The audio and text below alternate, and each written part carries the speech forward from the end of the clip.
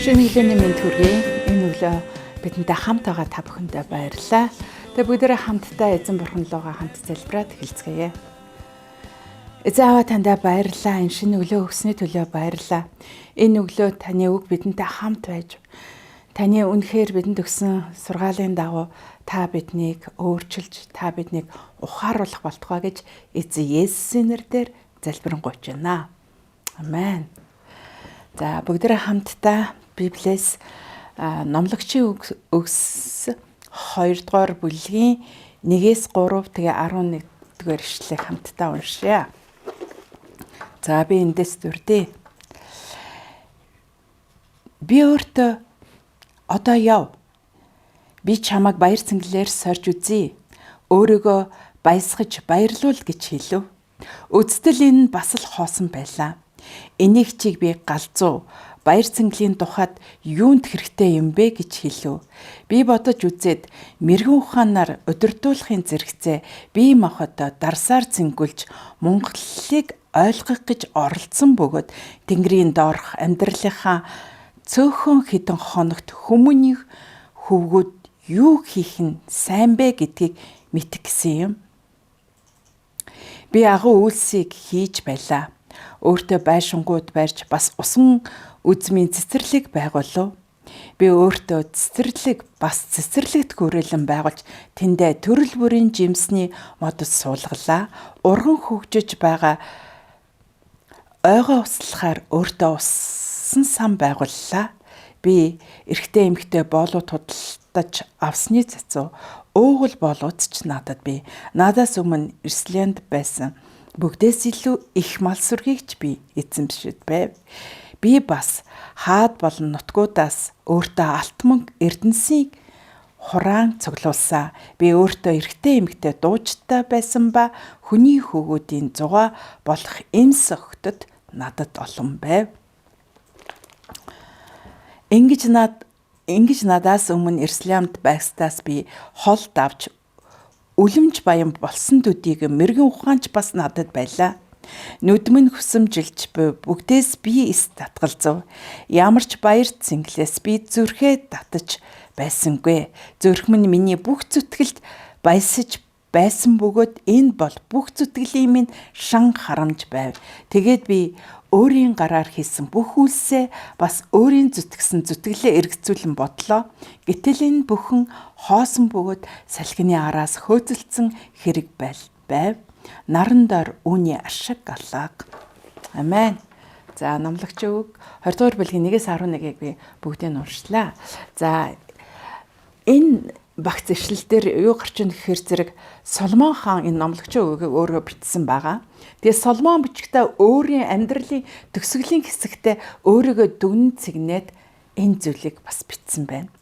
Тэгээ өөрийгөө хинбэ гэж юу хийж исэн, ямар зүйл хийж исэн. Тэгээ энэ бүгд нь ямар учир утгатайг энд тайлбарлан хэлсэн байна. Тэгээ бид нар энэчнээс шууд утгаар нь хүлээж авах юм бол Соломон хаан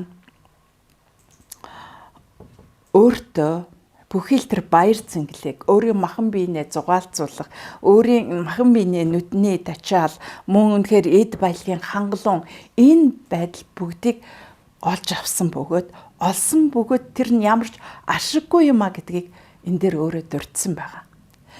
За өнөөдөр бид нэр алдаанаас суралцгаая гэсэн сэдвээр энэ зүйлийг бас хуваалцъя.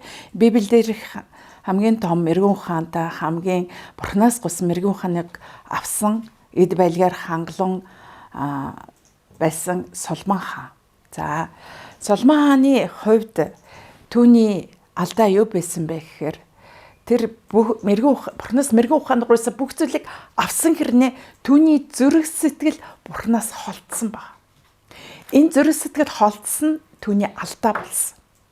Нөгөө талаар зүрх сэтгэлээ тэр хоосон дүүрэх гэж хичээж бүхэл ертөнцийн баялаг, ертөнцийн ертөнцийн бүх зүйлээр дүүрхийг хичээсэн боловч тэр нь ямар ч үр дүн төрөхгүй хоосноос хоосон байсан.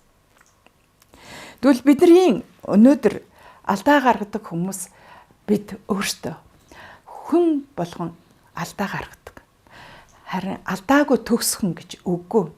Харин төгс бурхан гэж бидний бурхан төгс. Гэтэл та алдаа гаргачаад юу хийдэг вэ? Алдаанаасаа суралцаж байна уу? Алдаагаа хараад урагшаа явж чадаж байна уу?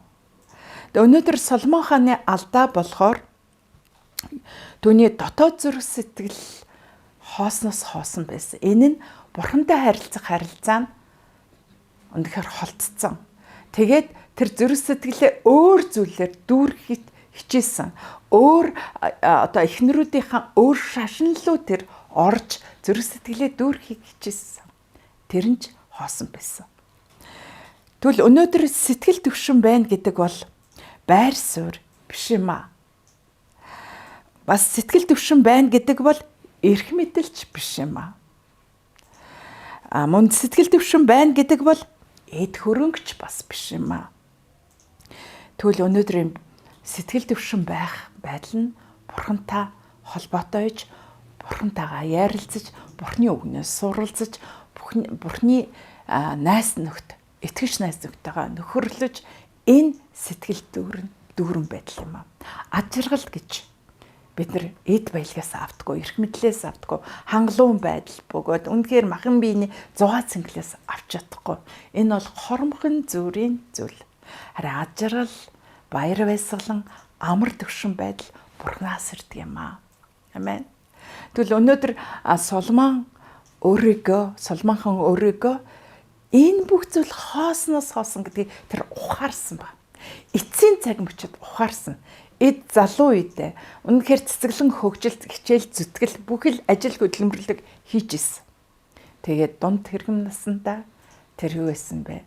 Бүх эрх мэдэл, бүх тэр эд хөрөнгө, бүх тэр байр суурийг авсан. Харин тэнд Бурхантай харьцаа холдсон юм аа. Энэ алдааг тэр ухаарсан юм аа. Өнөөдөр Бурханаас өөр хэн ч үгүй. Бидний зүрх сэтгэлийг дүүргэхэд Бурхан юм аа гэдгийг тэр ухаарсан. Тэр алдаагаа хараад ухаарад энэ номлогчийн үгсийг бидэнд зориулт үлдээсэн. Энэ түүний бичсэн үнэхээр ном тэгэхээр аюулгүй чухал. Хувь хүний гэрчлэл, хүм бодит амьдрал бусдад үлгэр дуурайл болж идэг. Соломон хаан өөрийнхөө дэлхий дээр байсан бүх зүйлээ ийм зүйл байсан гэдгийг бичсэн. Харин хожим энэ бүгд цаг зуурах юм аа. Хэдхэн хоногийн хугацаанд бид хэрхэн үр дүнтэй өнгөрүүлэх гэдгийг зааж өгсөн бидэнд ухааруулсан ном юм аа. Тэгвэл Соломон хаан алдаагаа амьдралынхаа төгсгөлд ойлгоод энэ зүйлийг өгсөн. Тэгвэл өнөөдөр бид нар бас алдаа гаргасан бол алдаагаа ойлгоод алдаанаасаа суралцаад урагшаа явах нь чухал юм аа. Та алдаандаа тэглээд зогссон юм биш биз? Надад бүх зүйл байгаа. Би үнэхээр Бурханаас холдож байна гэдгийг мэдэрч байна уу? Надад үнэхээр хүссэн бүх зүйл байна. Машин байна, гэр бүл байна, тийм ээ? Үр хүүхэд байна, ажил төрлөг байна, орлого байна. Тэгээд завгүй байдлаасаа Бурханаас холдоод зүрх сэтгэл чинь хоосон болоод ямар нэгэн дүүрэх гээд та бас хайж байгаа юм биш биз гэж би та нарт бас сануулж байна. Тэгээд өнөөдөр бас хамт байсанд баярлалаа. Ямчраас бүгдээрээ зүрх сэтгэлээ эзэнтэйгээ ойрхон байж эзнэрээ дүүргэгдэж түнтэй амар төвшин байхыг та нартаа бас уриалж байна. Тэгээд баярлалаа. Тэгээд хамтдаа залбирцгаая. Аава таньда баярлалаа энэ цагийн төлөө. Та үнэхээр ухааруулсны төлөө баярлалаа. Өнөөдөр уншсан номлогчийн үгсээрс бид нар бас үнэхээр энэ дэлхийд байгаа бүх зүйлийг харж байна. Энэ зүйл хоосон гэдгийг бид нар сануулж үзье.